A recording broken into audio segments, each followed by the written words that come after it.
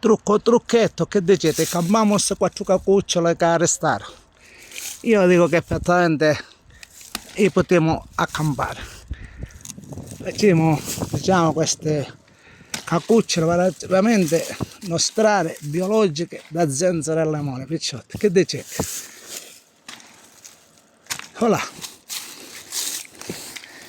Sono quasi gli ultimi, ancora ci sono ancora qualcuno che può fare. Queste sono veramente cacucciole che il mondo sconosce, biologiche, picciotti. Ancora ci sono sogno, casa presenza.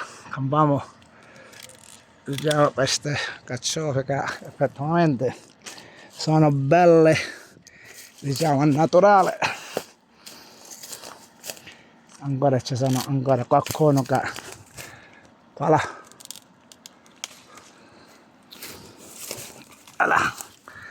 Voilà. Aspetta che mi farà la foto così.